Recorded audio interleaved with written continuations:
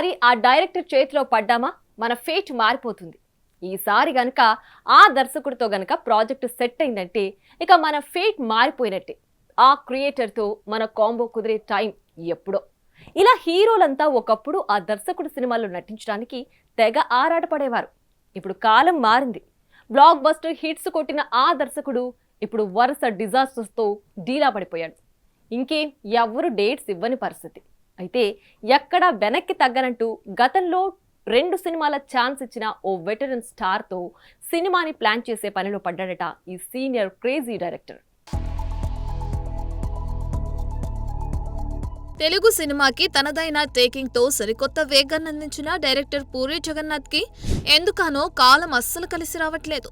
మొదట్లో తన పెన్ బలంతో హీరోలకి స్టార్డమ్ క్రియేట్ చేసిన ఈ క్రియేటర్ గత కొంతకాలంగా సక్సెస్ ట్రాక్ దొరక్క తెగ ఇబ్బంది పడుతున్నాడు. భారీ అంచనాలతో వచ్చిన లైగర్ బోల్తా పడడం, హిట్ సినిమాకి సీక్వెల్ గా డబుల్ స్మార్ట్ డిజాస్టర్ అవడంతో ఇప్పుడు పూరి అంటేనే పారిపోయే పరిస్థితి.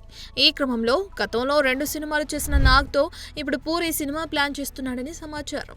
అయితే ఇదివరకే చిరుతో ఆటో జానీ అనుకుని పట్టాలెక్కకపోవడం, బాలయ్యతో చేసిన పైసా వసూల్ చేయకపోవడం బట్టి చూస్తే నాగ్ పూరితో జతకట్టడం కష్టమే.